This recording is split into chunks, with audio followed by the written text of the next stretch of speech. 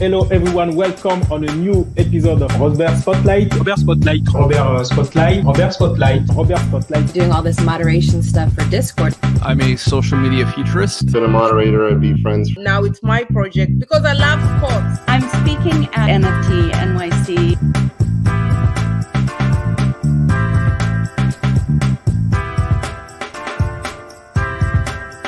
Welcome on the show.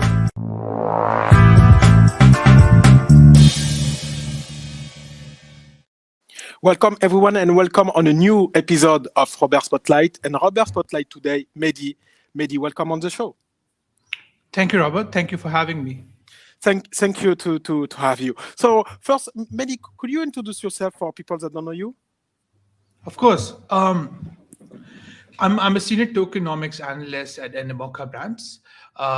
Over there, I help design novel tokenomics, novel NFTs, and novel fungible token for different Web3, Web2 projects. Prior to joining Animoca, I was director of research at Tokenomics, where I did crypto research for about a year. And before that, I also did research at Masari for 6-7 months. And I've been a DGen for the last 2-3 years when it comes to crypto. Prior to crypto, I also did traditional finance. So I have a strong background in research there as well. So I did equity research and global macro research for about 4 years. All right. So it seems that you have a heavy background that will be very good for having a good discussion. And basically, so I know that the topic of the day is why Web3 is the future, right? Yes. So we are going to talk about that, but I also want to pick your brain about everything tokenomics, because it seems that you have a heavy background about that, and I really want to give you also the opportunity to give to the masses what it's tokenomics, right? So sure. First, let's talk about why, in your perspective, Web3 is the future. There's a lot to cover here. So I'll start with my background on how I got into Web3. And I think that will kind of give a hint why, in my opinion, I have this strong belief that Web3 will be taking over in near future. So in 2000, my first interaction with Bitcoin happened in 2018. And the way it happened was I was in Pakistan and I was studying at University of Cambridge. And my dad has an import-export business. He imports certain stuff and he does a value add on it and exports it. So in 2018, again, similar to the situation in Pakistan at the moment, there was a currency crisis. The reserves of the state banks were very low. And so what the central bank did, they issued some notifications to banks to kind of halt the bank accounts of few businessmen back in Karachi, back in Pakistan, to kind of hamper down the effect of foreign reserve. So they wanted to preserve the foreign reserve. They issued a notification. They issued a policy change that, okay, for a few months, let's just pause the accounts of few residents back in Pakistan. And because of that reason, I wasn't able to complete my studies at Cambridge universities because I wasn't able to make the payment on time. And that was very heartbreaking for me because it was obviously my dream to study at Cambridge. But that kind of put me into the rabbit hole of macroeconomics and Bitcoin, because I wanted to kind of get exposure to asset class where it had censorship resistance, where nobody could take it away from me, and government doesn't have a say on that. So it was an interesting journey that also led me to a kind of a macro rabbit hole where I became really fascinated by macro and also very fascinated by Bitcoin. And to me, I kind of recognized that during that moment, the Bitcoin will be kind of like a store of value, and within one portfolio, one should have Bitcoin. Fast forward to 2020. Again, I couldn't complete the masters, but again went and did the masters again in 2020. But COVID happened, and during COVID, within the last 2 years, I was just looking at macro, and I became a macro analyst. And I knew from an investment perspective that it made sense to invest in S&P 500 because the Fed was being very aggressive in terms of quantitative easing. So again, I came back to Pakistan because the COVID was happening. I came back to my home country, but again, I couldn't invest through these stocks because the platform deplatformed me. Interactive Broker had a high volume of applicants, and they basically said, "Oh, you're part you're from emerging market, so your account will be hold for 3 months, and we are going to pause it because we have a lot of volume in terms of our platform, and since you are from an emerging country, it's one of the high risk countries, so we're going to take extra caution. So we're going to pause your account for 3 months." So similar situation that happened in 2018. I was kind of going through the same, but in this case. Again, I couldn't invest and I lost a big investment opportunity. But during that time, there was a lot of DeFi protocols out there. So I remember very vividly when I saw Mirror protocol. It was in Terra Luna. Now, I don't think it works now, but there was a Mirror protocol. There was another protocol called Synthetics where you could theoretically get exposure to equities, like US equities, even the indices. So ARK indices, you could buy it from there. And you could buy it in a permissionless way 24/7 without needing permission from anyone, not even have to do KYC. And doesn't matter if you're in Pakistan or if you're in France or if you're in UK, anybody could participate in that. So for me, that was an aha moment that I was like, okay, so first Bitcoin, now looking at DeFi, I was like, wow, Ethereum is the future, DeFi is the future. And I got into the rabbit hole and started doing yield farming and interacting with a lot of DeFi protocol. And for me, it was very obvious that this will kind of take the global stage, if not now, but in next coming decades. I think that was the motivation of how I got into it. It's very clear. So thank you for this long explanations that give clearly what triggered you to go on the rabbit hole of Web3. It's first because you needed a workaround, basically, about the traditional finance, right? And so it's you found the solution using first Bitcoin, and later on, playing around with the DeFi protocol, right? Yes, and even at the moment, if some of your listeners are from Pakistan, they can attest to the fact that there is a currency crisis going in Pakistan, and one cannot buy foreign currencies here. The government has basically seized and freezed all the foreign currencies. It's very difficult to obtain one. So with crypto, you can literally buy stable coins and have it in your wallet and not have to go through that problem. So even right now, to all of your listeners who are in Pakistan, they could appreciate the fact that crypto provides an alternative solution, at least to store your assets of value. Yes, it's true. It's true. I do have to add on the conversation that it's true that crypto gives you the ability to own your coin and to exchange 24/7 whenever you want. The only disclaimer that I have to give to people that is going to watch that episode, it's be careful. If it's not your key, it's not your coin. Meaning that if you are using a wallet, which is kind of your bank account on the digital coin world, if that wallet is the property of an exchange, the exchange can either disappear and can also freeze your account as well. So on top of what you said, I just have to add for people that the thing to keep in mind is, yes, the protocol allows that, but you do have to do your due diligence and to set up properly your account, to really be resilient and have the full benefit of blockchain. Absolutely. Whatever you said makes total sense, and I agree. Yes, perfect. Do you have so basically it's pretty clear for me that you jumped on Web3 because you had the real need, so it wasn't like a greed or about making a quick amount of money. It was really because you had the need, and you were trying to find a workaround, right? Yes, initially that was the case, but once I got into crypto, I wouldn't call it greed, but I just saw a lot of opportunities here as well. So in 2020, I got into yield farming and then started to go into the rabbit hole and learned about different protocols. It got exposure to different Ethereum, but in the bull market, a lot of my portfolio like started to outperform like 10x, like 8 to 10x, like all the assets I had, all the crypto assets I had. So for me, like of course that was a motivation that okay, I'm doing really well, and I'm making a lot of money, and I get really fascinated by all the intellectual discussion that happens in crypto on crypto Twitter and also on the internet, and I kind of felt that this is one of the contrarian bets I'll take in my life, because everybody else in traditional finance was like, okay, crypto is scam, crypto is rug pull.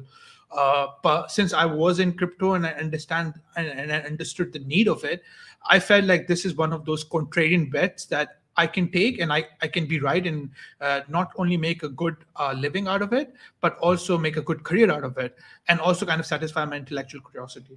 So in 2020, I started to take participation in different deals, like early stage deals that were very lucrative. And then I quit my traditional finance job just to pursue this full time. But the way I pursued it was, rather than becoming a trader or potentially investor, I became an investor part-time, where during the weekends I will invest in early stage deal through my friends with a syndicate. And Monday to Friday, I'll just do some crypto research. So I would do crypto research with Masari and then Tokenomics and now at Animoca brands. So get that experience that I can carry forward that as a career. So DeFi was there, Ethereum was there, Bitcoin was there. I would also have to highlight NFTs. I got to know about NFTs in 2021. And initially, I didn't get the JPEG part, but I was very clear on how NFTs will play a big role in Web3 as well. Because if you look around yourself, 90% of the things around us are non-fungible. So for me, it was very clear that things ranging from membership passes to tickets through collectibles, everything will be tokenized, and fungible token might not be the only medium. NFTs will also play a big part. And then I also started to investigate different NFTs and even started to appreciate profile picture JPEG types NFTs as well. So you can see behind me, I also have one of the frames that I keep some of my NFTs. And then from there, I haven't looked back, just left everything associated with traditional finance and just full-time working crypto since then. Perfect. Make a lot of sense. And you just helped me to make the transition for the tokenomics subject. But just before, I just have to put out there a little disclaimer. It's not financial advice, right? It's educational purposes only content. And I do hope that the audience is going to take it like this. So moving on, what is tokenomics? Very good question. I think still it's a growing field, so everybody will have a different definition. The way I kind of look at tokenomics is it's like a public policy / monetary policy / fiscal policy of a blockchain or a DApp, decentralized application that lives on top of the blockchain. So you can think of us as microeconomists, macroeconomists, and strategy consultant all combined, that basically helps project launch a successful token that accrues value, that retains value, and it's not based on any Ponzi-nomics. It's sustainable. So similar to a lot of Web2 businesses, traditional businesses, a lot of them could potentially have unique monetization model. So what we do and what we help with these crypto companies is help them kind of come up with this interesting monetization method, interesting mechanisms to kind of build up their community, interesting mechanism to retain value in a very competitive, open source, perfectly competitive crypto market. So that's what we do. Again, a little disclaimer here. Tokenomics can facilitate network effects, can facilitate a crypto project, but it does not make it or break the project. I think the making and breaking of the project initially comes from the product and the community itself. Once you have those things together, then you can attach strong tokenomics to take your project from 0 to 1. Makes sense. Thank you for this explanation. In your perspective, what is the most misconception about tokenomics that you have seen so far?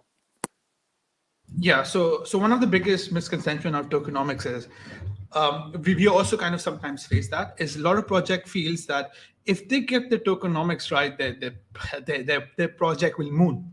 But that is not the case. Similar to businesses, monetization technique is not the sole determinant of how your business performs. So the first thing you have to get right is your product. Second thing you have to get right is your community. Third thing you have to get right is your marketing.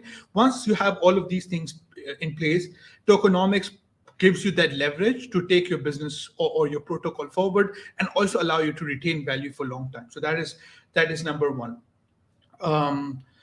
Number two misconception is people when they consult tokenomics team, they kind of think in terms of binary things like okay, fungible token or NFT.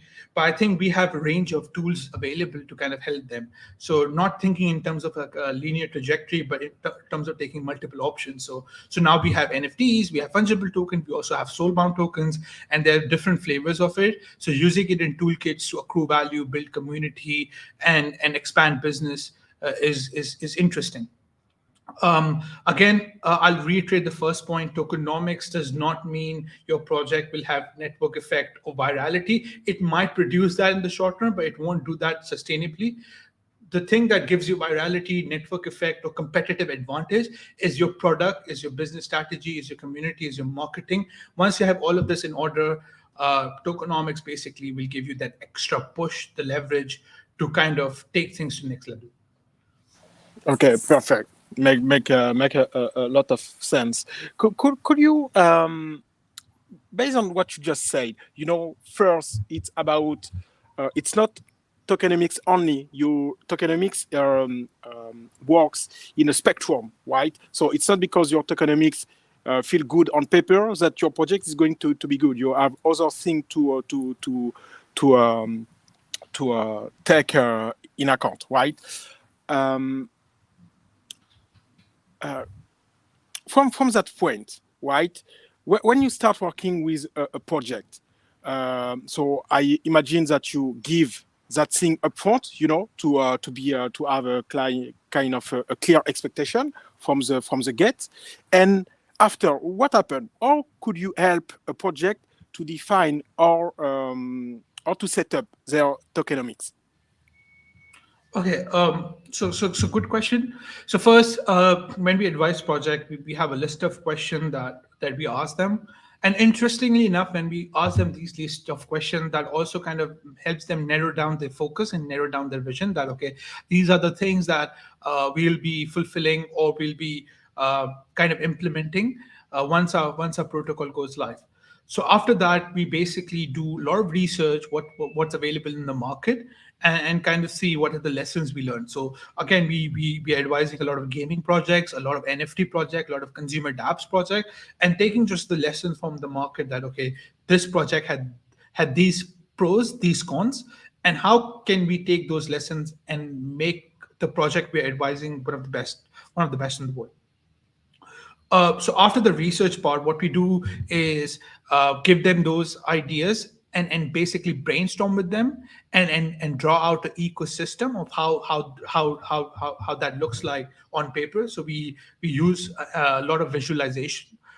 After visualization, especially for gaming projects, we start doing modeling that, okay, these are your sinks, these are your faucets. So sinks are basically how the tokens get out of your economy, and faucets are basically how the tokens are introduced in your economy. So we run a lot of models. We will make machination models. We do a lot of spreadsheet models, similar to how a game designer will do.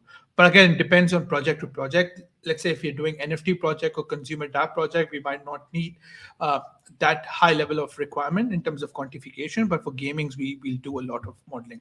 So after modeling, once we have the parameters set, once we know what we're trying to achieve, once we have the demand side of the token ready, then we'll start working on the supply side. So this is where your infamous token metrics allocation chart comes in, your distribution comes in, your emissions come in, and after that, we'll basically be ironing out few things. So few things include strategy to kind of launch your NFT collection, strategy to kind of airdrop your token, strategy to kind of bootstrap your liquidity on a DEX, or maybe some of the requirement that a team will have to kind of fulfill in order to get listed on a centralized exchange. Apart from that, we also advise on go-to-market strategy on how a project can like approach that issue. And we also, by the way, we also help them in terms of different tooling available that will help them. So for example, if you are advising a project that wants to be Web 2.5, we'll advise them a lot of different toolings available to kind of allow players or allow users to pay in fiat, or how to kind of abstract away some of the complication from wallet. So let's say how to make a Reddit style wallet or Reddit style wallet strategy. So over there, people do not know that they're interacting with the wallet. So we also consult on this. So this is where the strategy consultant element of our jobs comes in as well, where apart from modeling and ideation of how the ecosystem looks like, we also help them with some of the business problems, like how to go to the market or how to integrate with some of the different tooling available. So this is how we kind of close the project. After the token is launched, we kind of monitor it through some of the KPIs, and basically if a project needs our help, we'll monitor those KPIs and consult them on an ongoing basis. So for example, looking at what the CAC is, what the daily active user is, what the distribution of NFT looks like, whether do they need another collection of NFTs, whether they have activated the community. All of these metrics will quantify through different APIs and on doing analytics, and basically help them on ongoing basis if need be. Perfect. Thanks for the explanation. I want to follow up on two sides. NFT and a kind of coin that can be listed on a DEX, right? So first, regarding NFT, so you say that you like there is at first an application process, after there is a strategy process, after there is a go-to-market strategy, right? So regarding NFT, what is the standard right now about tokenomics for an NFT project? Sorry, what regarding NFTs? What could you say about how is the standard about tokenomics around NFT project today in February 2023? Yeah, so I'll give you like what's happening in the NFT markets, right? So in terms of NFT market, again, I'll reiterate this point. 90% of the assets around us are NFTs, and I think it has become a very important community building tool. So one of the issues we have with fungible token is that fungible token do not have a picture or a fee of basically affection towards a Web2 user, right? So fungible token, you can't visually see anything. It's just an asset in your wallet. But with NFT, there could be a video, or there could be a mint mechanism, or there could be a reveal mechanism. There is something that you can kind of attach yourself with, or attach yourself with the community. So that is very important. Then it also has this element of rarity and colors that allows one to kind of have that collector feeling, which fungible token doesn't. So because of this, NFT also becomes a very interesting go-to-market strategy, or could become a very important asset to kind of sell your IP, right?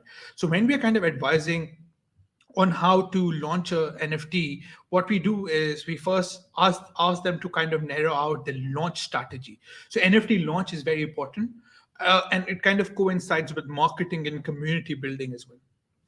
So when we say launch strategy, what does the launch or distribution strategy look like? Oh, are you going to do a Dutch auction? Are you going to do a free mint? Or are you going to do an open edition? Or are you going to do a gradual Dutch auction? So these are some of the mechanisms out there that projects can use to kind of launch the NFT. And then we kind of work out on the supply side of NFT, okay, whether you'll have 10,000, 20,000, 30,000, 40,000. Again, we'll look at some of the metrics, Web2 data as well as Web3 data to kind of determine how much NFTs should they look at. Then we'll have a whitelist process, so people can like go and assuming it's not a free mint, it's a whitelist, standard mint.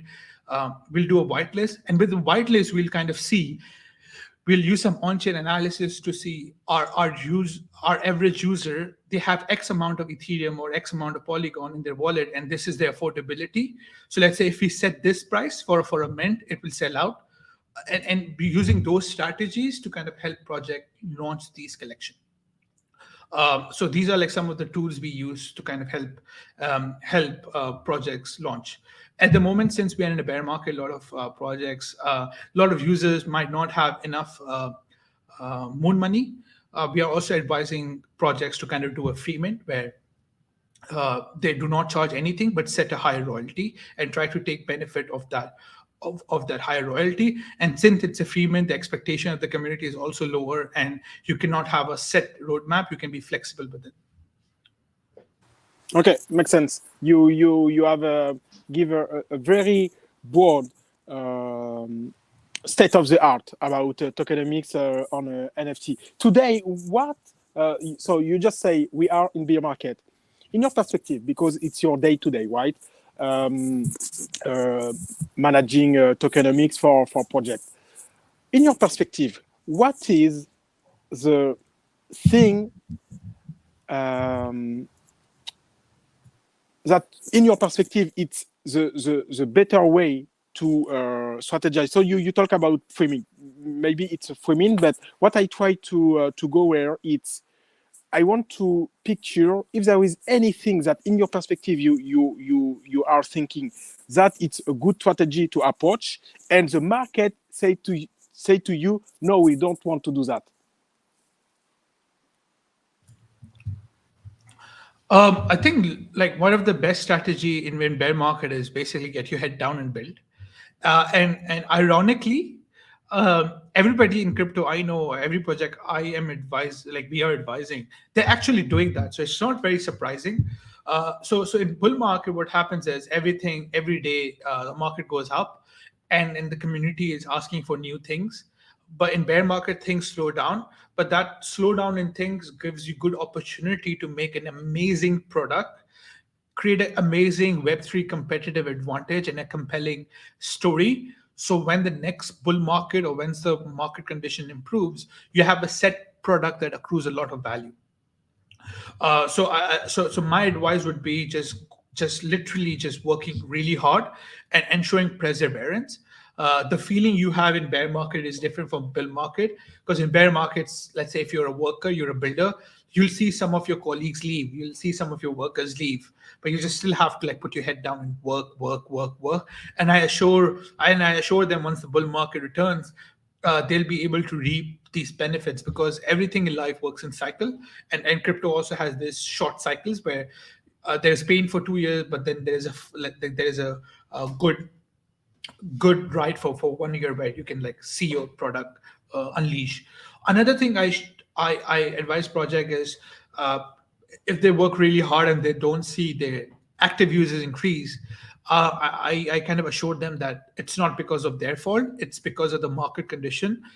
We haven't seen mass adoption, and at the moment crypto is just like a very circular in nature, where we just have Web3 users, and those Web3 users are cyclical. So once more mass adoption happens, more Web2 folks come in, once the market condition improves, their hard work will pay off. So I think that's the simplest strategy, that's the simplest advice we give them.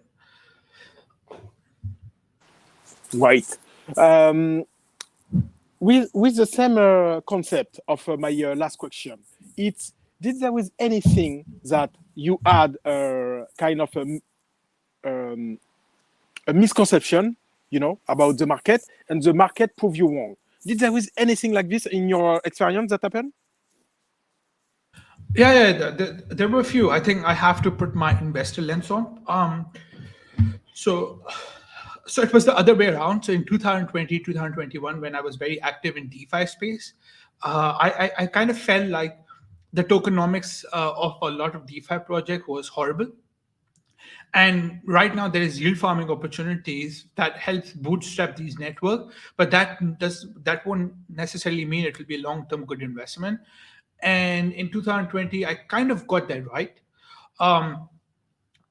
Similarly, I was also very bullish on layer ones, because if you think about it, I still believe in fat protocol thesis that a lot of projects building on top of a layer one layer one essentially accrues a lot of value from MEV, which is minor extractable value, or through gas fees, or through validators, or through the currency having a medium exchange utility. So I think with both of those things, in short run, I was proven wrong in 2020 with DeFi, but in long run, I was kind of proven right. With L1's fat protocol thesis, I was in consensus with the market, but sometimes that's the nature of it. I think one thing I would say is one thing I think market will kind of I think will be proven wrong is that Ethereum will accrue a lot of value, but L2 might not necessarily accrue that much value. And monolithic L1 chains, like such as Aptos, Sui, Solana, potentially could surprise a lot of folks. But again, that's not financial advice, and I think this could be something that could prove to be contrarian. Thanks. And basically, I'm going to do a transition based on what you just said, and moving on more on project-less kind of NFT collection, and more project that can be associated with a coin that can be listed on a DEX. So with that in mind, with the things that you just say, with the misconception that if it's not on a L1 Ethereum, it's not going to accrue a lot of value in the long run. So me directly, my brain goes in L2, right? And on L2, Polygon kind of step out, you know. So yeah, Polygon is the only exception. Yeah, Polygon is the only exception. The reason Polygon is an only exception, I would say, is because they don't have one L2 product. They literally have 7 L2 products. So you have different flavors of ZK. Apart from that, you also have a sidechain. And apart from that, they also have supernets, which is like very similar to Avalanche subnet. So they have different products. So all of those products will have one token. So from that perspective, I'm again very, very bullish on Polygon. And they also already have network effects. I think the reason why I'm bullish on Polygon, but might not be that bullish on other L2, is that the other L2 might not have similar network effects as to Polygon. So let's say if somebody to ask me, let's say if I were to invest in Ethereum, how would I do it? I would do it through Polygon or Ethereum, but I might not be that conducive to, let's say, other L2s out there, like let's say Optimism or Arbitrum. Okay, and so basically, if you have to advise any project that want to build, you are going to advise them to build on top of Polygon. Did I get it right, or did I didn't? Depends on the specification, but a lot of gaming project, yes on Polygon. But again, we are also seeing interesting development on Aptos and Sui. Let's see how that goes. We could potentially ask them to build there as well, depending on how the chain develops.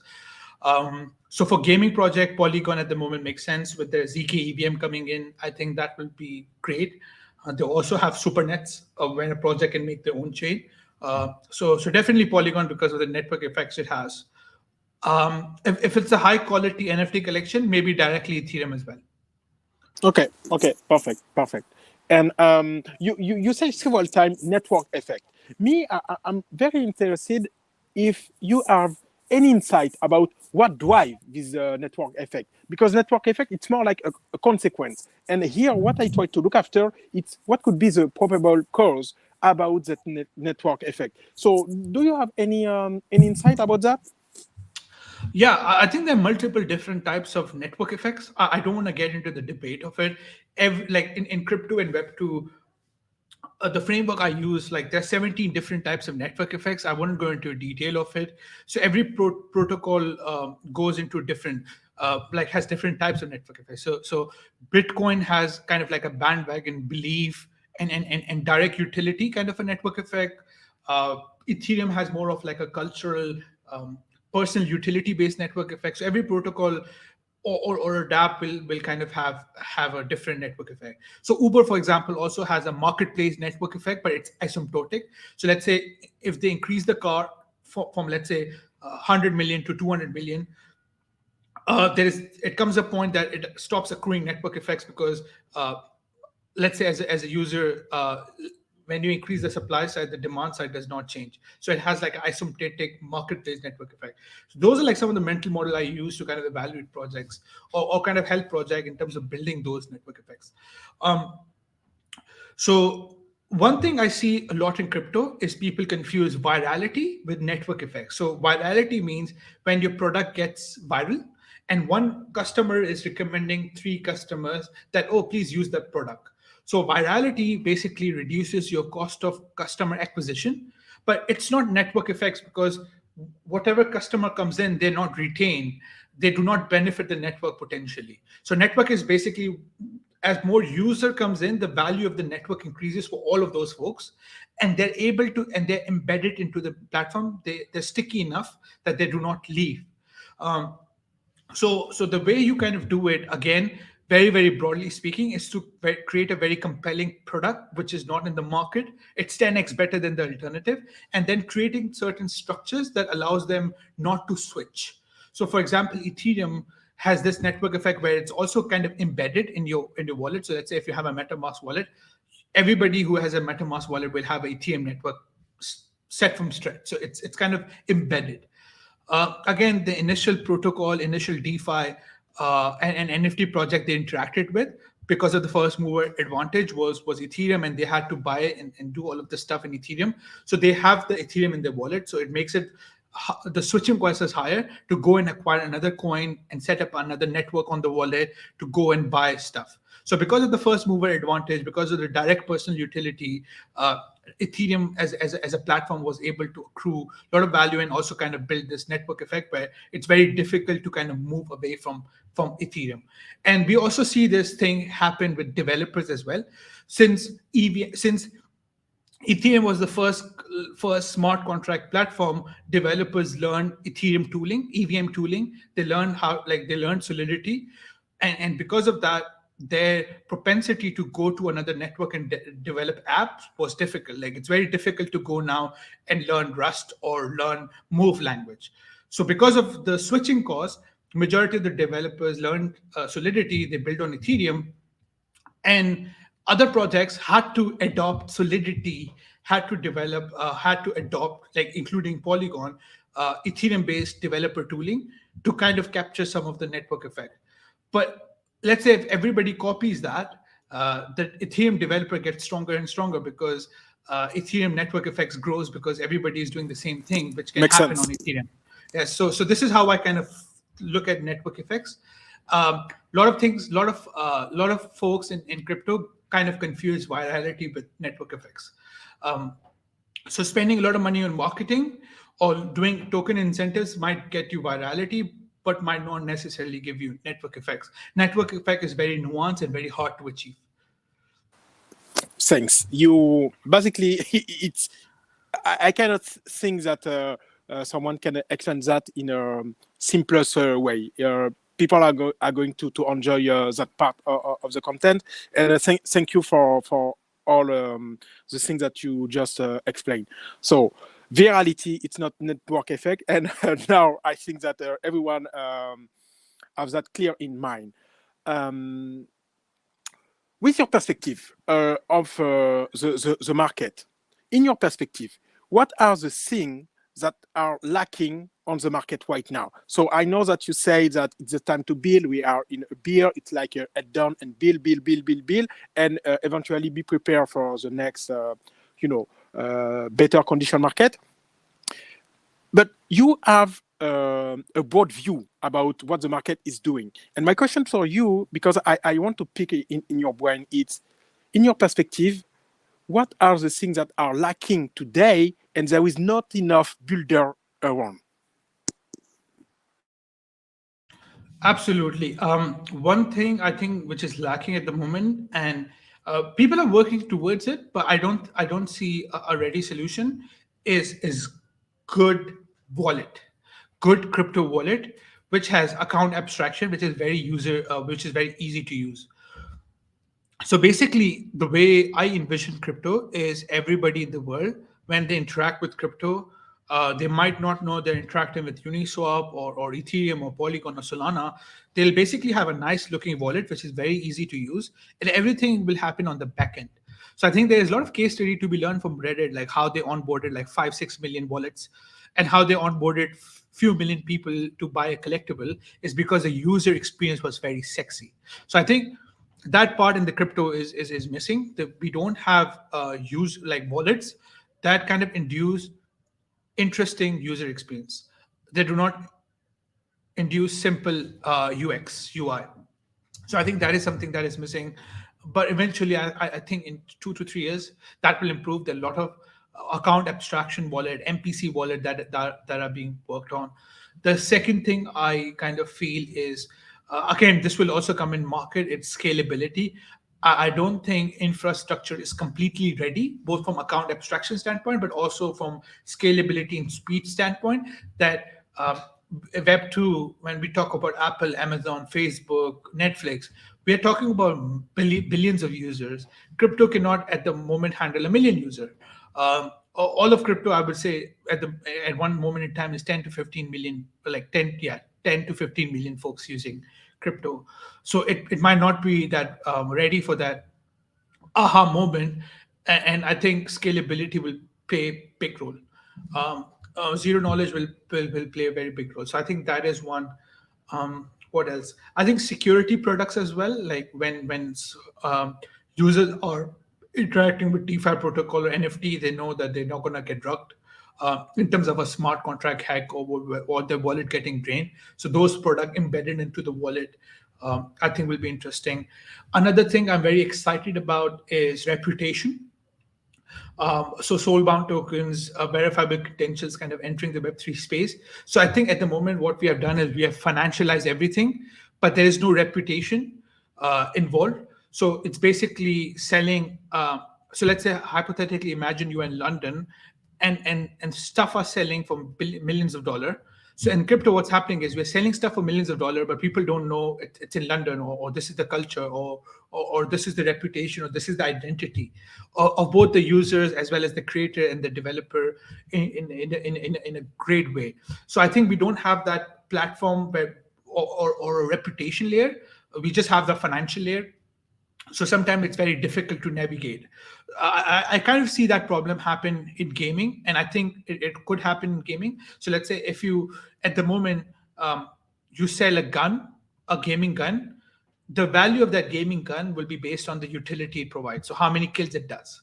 But in real life, that gun potentially could also be valued on the fact that a World of Warcraft, a Counter-Strike legend or a Counter-Strike world champion used that gun. So I don't think we have that reputation layer on crypto yet that kind of attaches that value. I think once we have that, some of the gaming based NFTs will, I think, do really well, and the valuation will not just be based on the utility; it will be based on reputation as well. Like intrinsically, that makes sense, right? So I think that is the layer that makes is sense. kind of missing. It's like a provenance, right? Yes, but more detailed, more nuanced. Okay, perfect. And I do agree with you that, in my perspective, wallet, it's the move to go, for a builder.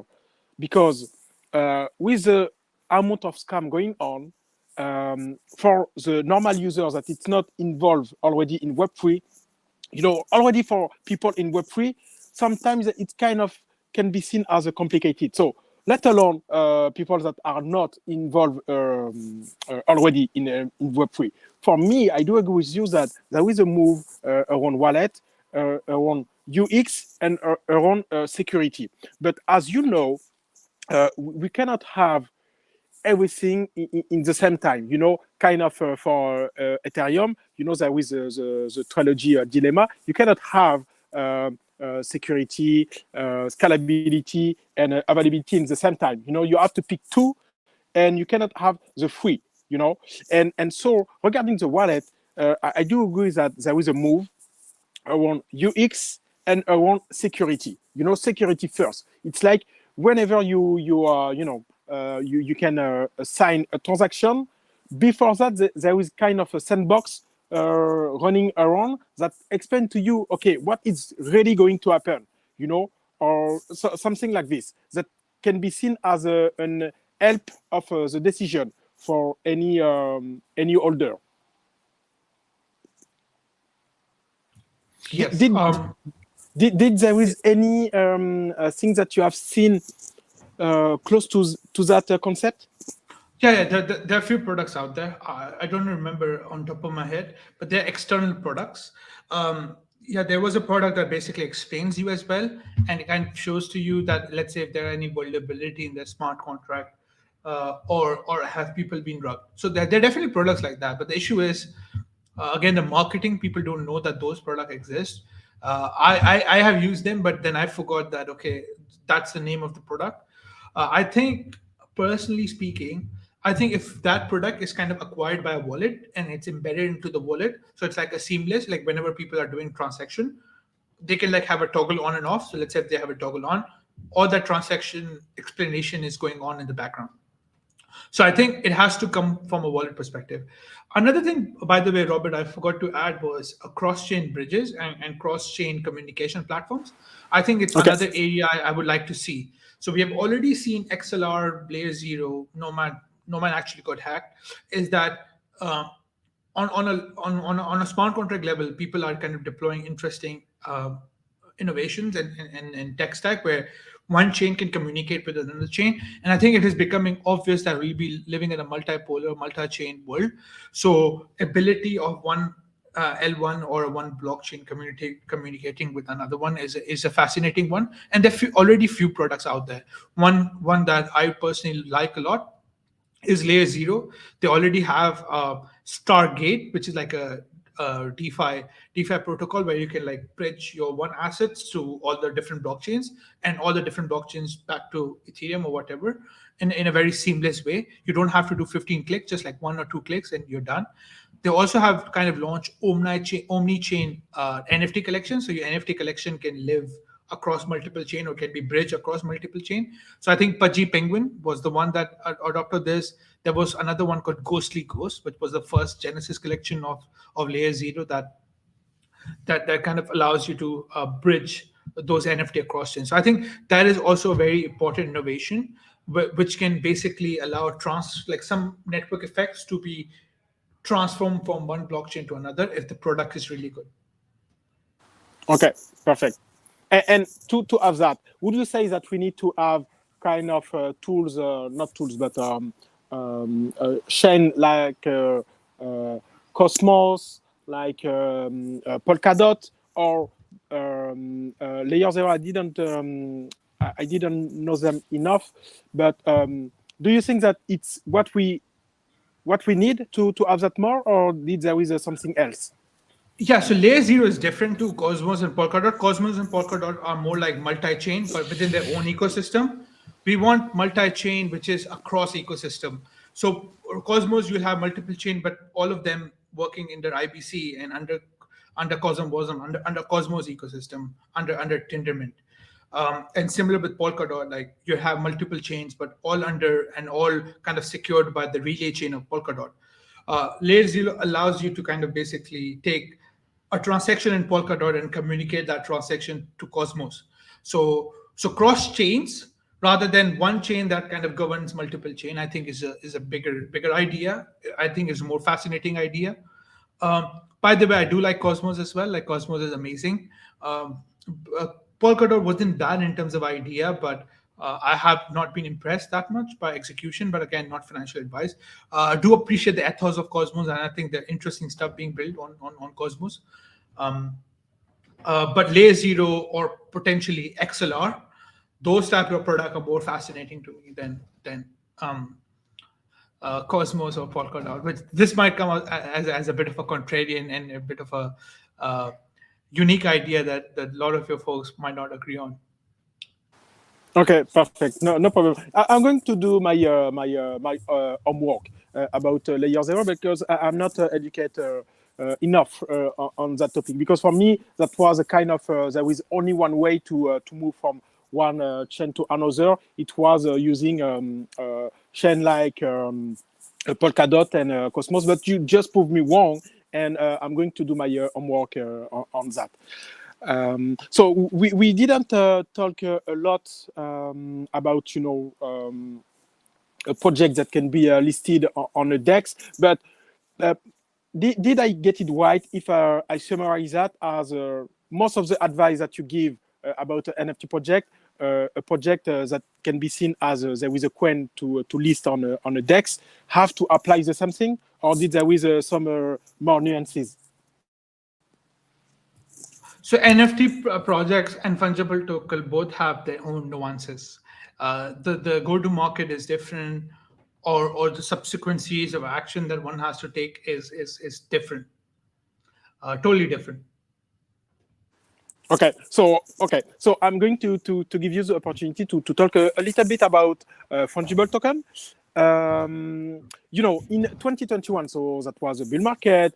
At the end of the year of 2021, airdrop kind of becomes the hack, you know, to bring awareness and bring a customer, you know, with a SOS, with there was a looks also, and there was a third that I forgot on top of my head, but that was the hot way to attract people in 2021. What would be the same thing today? I know that it's bear market, but what would you say about that if you have to make a compare for a fungible token? I don't think airdrops have gone anywhere, but the form it has taken has changed. So initially, let's say with Looks, Rare, or ENS, there were certain criteria that you did, and you would get airdrop. I think now what will happen is, instead of just having one airdrop, there will be multiple series of different airdrops, and rather than and I think some folks will gamify this process, and I think we already saw this with Optimism and Arbitrum, where you have to do different quests. Once you have done different quests, then you would be eligible for airdrop. So these quests could be like one way to kind of acquire onboard user more efficiently, and not just bot trying to farm airdrop. So I think that will be a very good like reoccurring theme. The second one will be again free mint. So it's kind of like airdrop, like you're getting an NFT for free. Will be another theme that we'll be seeing. We'll also see airdrops not happen at a very early stage. I think protocols have realized that the way to kind of do airdrop could be once they have amassed a bigger community, just to kind of strengthen the network effect, or kind of once they have achieved product market fit, then doing those airdrop to kind of lock in the customer, or make this network decentralized. So I think those will be multiple themes projects will be experimenting with. But again, airdrops are part of crypto ethos, like giving back to the community, giving back to the user, and kind of creating a decentralized network. I'm all up for it, and I want it to continue. Let's go. Right. So I'm not going to go follow up because it's like kind of close to 1 hour already. I'm going to take the opportunity to ask you just a few questions. So the first one is, what are the things that you know about tokenomics today that you wish that you knew when you started working around tokenomics? Very, very good question. Let me have a look. Let me have a think. I think I appreciate NFTs a bit more. Like when I started, I didn't appreciate NFTs as much. The second thing would be just interacting with a lot of Web3 folks. I think I've been validated that I know a lot about crypto. Initially, I thought there's just like too many smart people and I don't know much. But now going through different experiences, I kind of feel like I'm in a very good position to kind of give them advice. So I think those will be the two things I wouldn't have known a couple of years ago. Great. Thank you, Mehdi, for your time, for all your insight, knowledge. I think that after watching that thing, you know, we didn't go through the kind of what is tokenomics like I'm 5. You know, we try to go a little bit deeper. Could you, let's say that someone watched your interview and don't have any clue about tokenomics, right?